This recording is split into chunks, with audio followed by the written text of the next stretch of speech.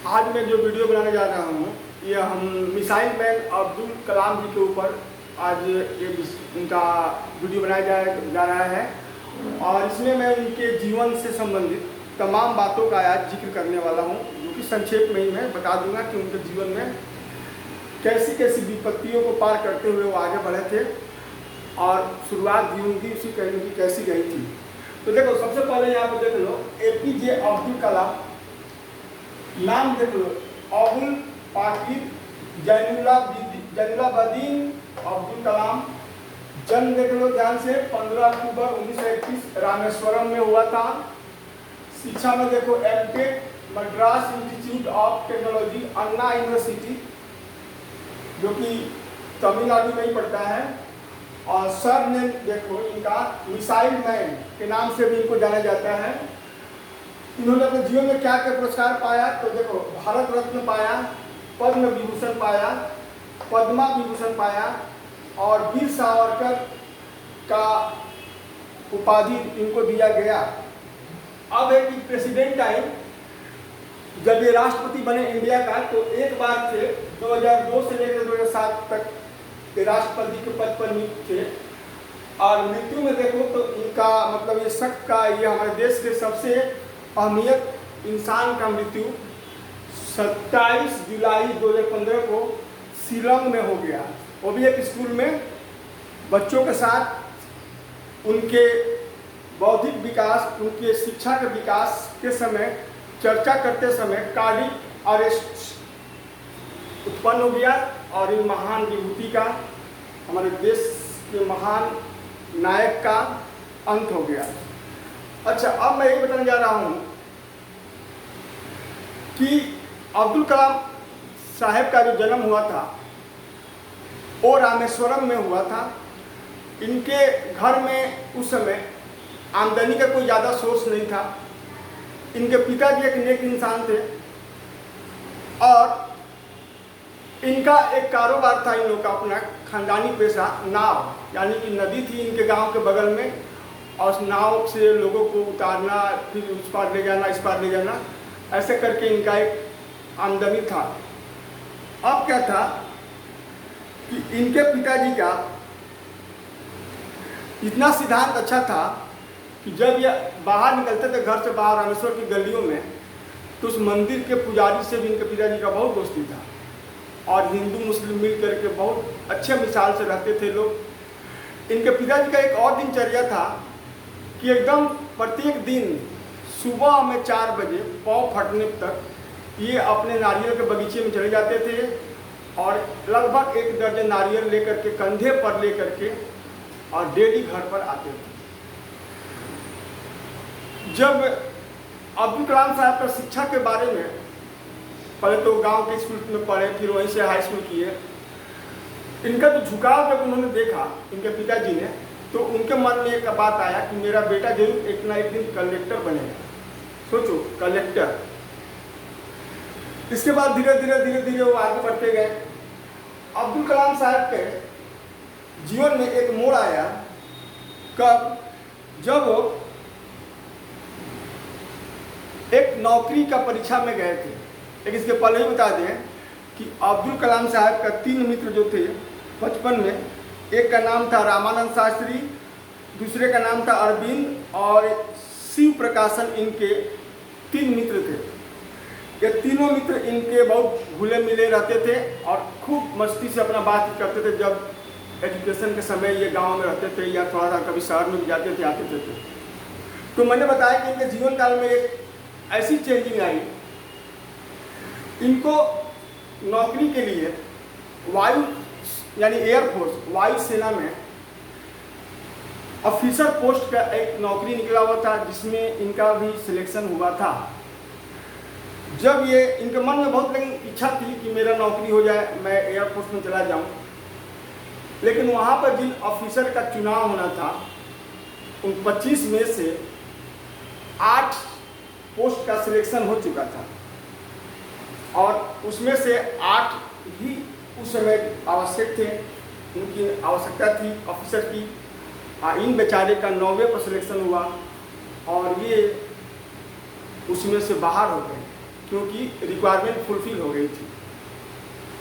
इनके जीवन में बहुत उदासी आई।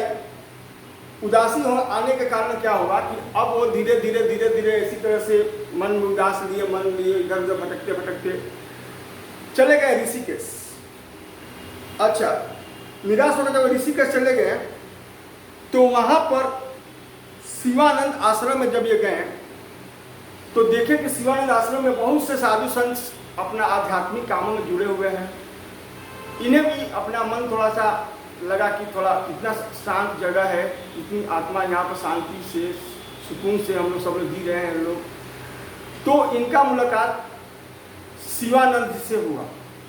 जब शिवानंद जी से जब हुआ तो इन्होंने अपना नाम रखा। तो मुस्लिम नाम होते हुए भी उनकी कोई प्रतिक्रिया खराब नहीं थी, एकदम सामान्य जैसे इंसानों के साथ व्यवहार करना चाहिए वैसे किए, और वो बात इन्हें बहुत अच्छी लगी। इन्होंने अपने दुख व्यथा सुनाई, क्योंकि इनका जो चेहरा का जो हाव भाव था वो समझ गए कि बेचारे नौजुवान जरूर कुछ न कुछ मायूसी लेकर के ही यहाँ पर घूम रहा है। तो उन्होंने पूछा, ये सारी बात उन्होंने बताए। तो बोले देखो देखो बेटा, तुम्हारा जो है नियति जो है तुम्हें कहीं और रखी हुई है, यानी नियति तुम्हें कहीं और स्थानों पर भेजना चाहती है, इसीलिए तुम्हारा इस एयरफोर्स में सिलेक्शन नहीं हो पाया। और ये बात उनके मन में पूरा का पूरा गड़ गया, ठीक है, कि तुम्हारी नियति कहीं और है, यानी कि तुम कहीं और सेवा दोगे अपने देश के प्रति या कुछ और, इसको छोड़ दो, इसमें कोई निराश होने की बात नहीं है। अब हुआ क्या कि ये सब होते होते सुनते सुनते उनका मन में कुछ तसल्ली आया, और ये बात सन 1958 यानी 1958 ईस्वी की बात है। इसके बाद इन्होंने क्या किया कि इनका सिलेक्शन अब हो गया हिंदुस्तान एरोनॉटिक्स में। हिंदुस्तान एरोनॉटिक्स में जब इनका सिलेक्शन हुआ तो इनके कर्मों को देख करके वहाँ के सभी स्टाफ काफ़ी खुश थे। और मेन उस समय समस्या था कि हम लोग को देश में कैसे एयरक्राफ्ट मिसाइल को आगे बढ़ाया जाए, क्योंकि विदेश की अपेक्षा हम लोग का देश इस विभाग में पिछड़ रहा था। तो इनके और इनके टीम के ऊपर बहुत सी जिम्मेवारी दी गई थी, और जिम्मेवारी मतलब कहा जाए तो काफ़ी ज़्यादा जिम्मेदारी थी। और इच्छा के अनुसार इन्हें यह बताया गया था कि इंदिरा गांधी भी चाहती है कि हमारा देश इस समय आगे बढ़े। उस समय इंदिरा गांधी प्रधानमंत्री थी। अब आगे क्या हुआ कि ये जब अपने टीम के साथ शिव के वाहन के प्रतीक नंदी का जब इन्होंने आविष्कार किया तो उस समय रक्षा मंत्री कृष्ण मेनन उस नंदी में सवार होकर के यात्रा किए, और उस वह दिन उनके लिए काफ़ी सुखद था। इन्हें बहुत आनंद आया कि मेरे कर्म से, मेरे टीम के कर्म से कम नंदी का तो हम लोग डेवलपमेंट कर दिए, और हम लोग के शिक्षा मिनिस्टर भी हम लोग के रक्षा मंत्री भी इसमें उड़ान भर लिए। फिर उसके बाद तो और भी आगे बढ़ाया गया। अब है कि इनको देखा गया कि इन काम के 2 दशकों में एक तरफ इनको हिंदुस्तान एरोस्पेस वाले और एक तरफ इनको DRDO, ये दोनों में ये बात हुआ कि इनको सिलेक्शन किस में किया जाए, क्योंकि दोनों चाहते थे कि ये मेरे विभाग में रहे या मेरे विभाग में रहे। अंततोगत्वा इनका सिलेक्शन DRDO में हुआ।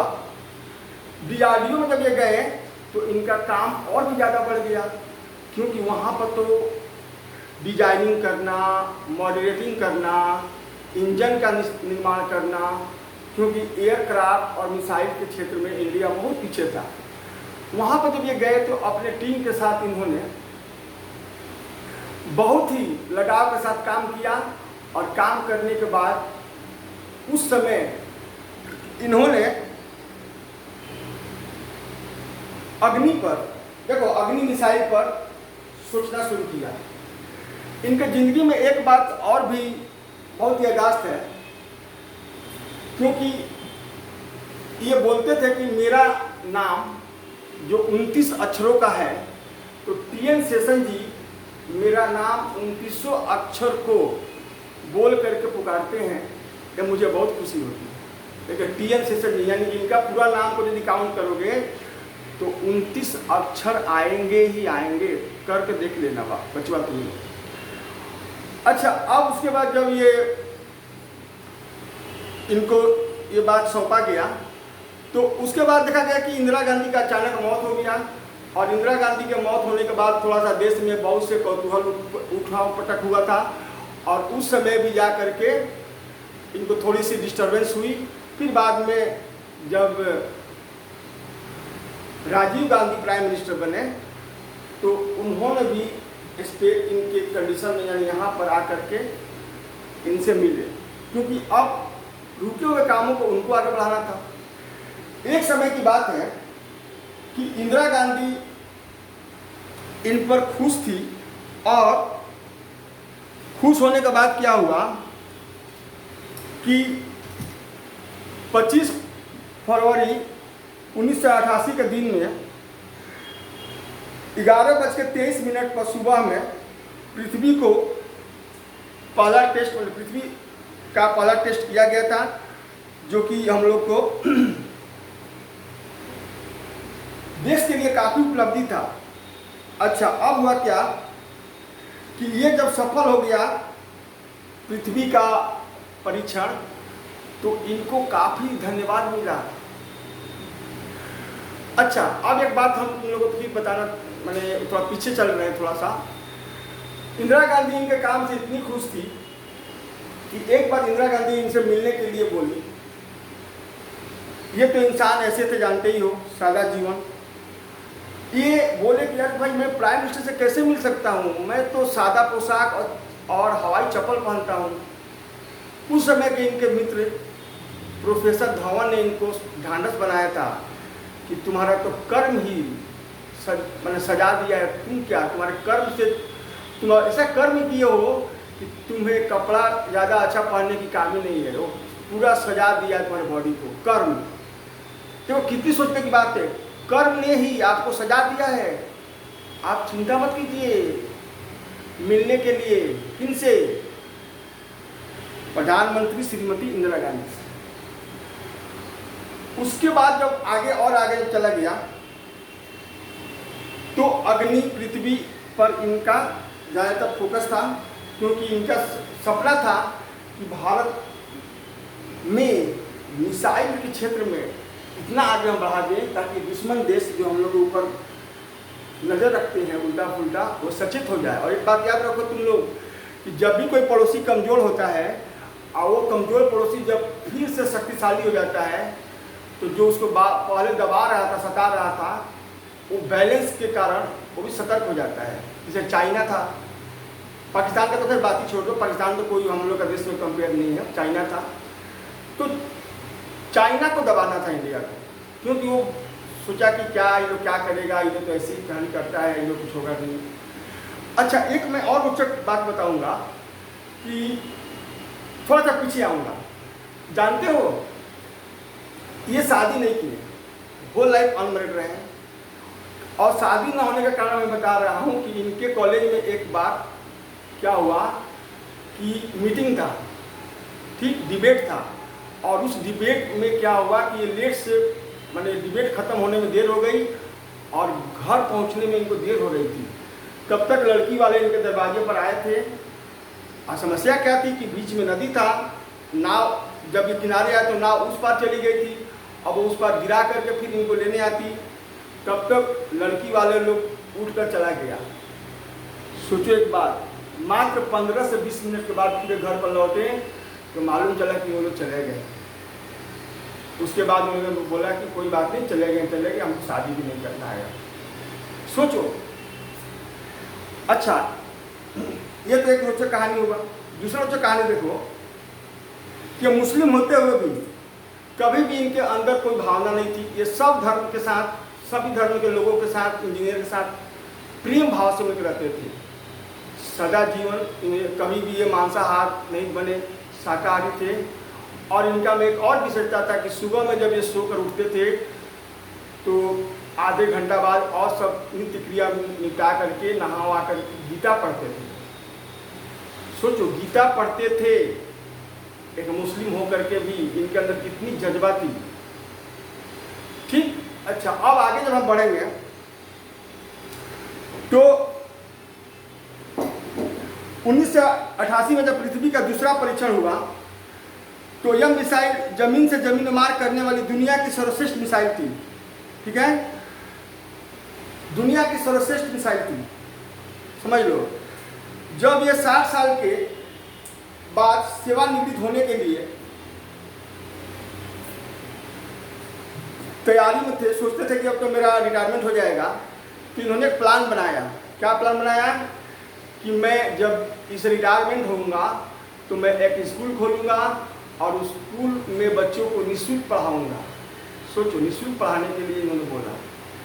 तो इनके टीम के और भी जो सदस्य थे वो लोग रिटायर होने वाले थे, वो लोग बोले कि हाँ हम भी इसमें सहयोग करेंगे, स्कूल का नाम कलाम रखा जाएगा। लेकिन तब तक इन्हें पता चला कि भारतीय गवर्नमेंट इस पूरे टीम को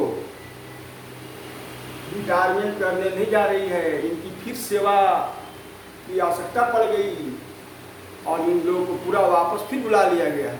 सोचो ये बात, माने वापस बुला लिया गया।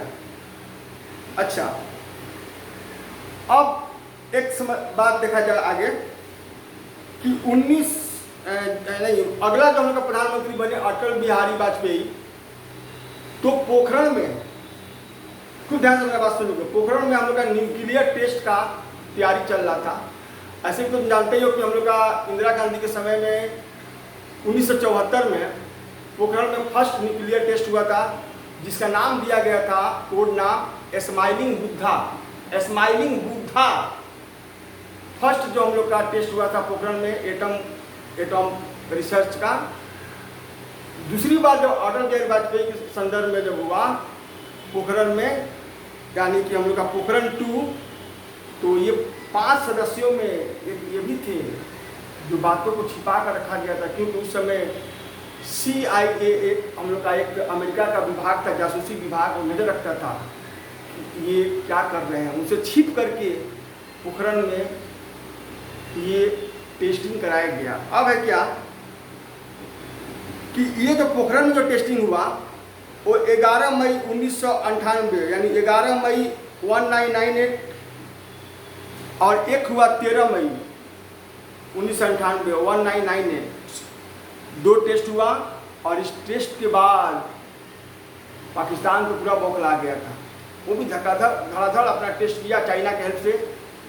ठीक है, और चाइना को भी लगने लगा कि अब इंडिया धीरे धीरे न्यूक्लियर में भी आगे बढ़ने लगा है। अच्छा, अब हम बताएंगे कि अग्नि 5 का जो पहला परीक्षण हुआ वो उड़ीसा के आइलैंड से,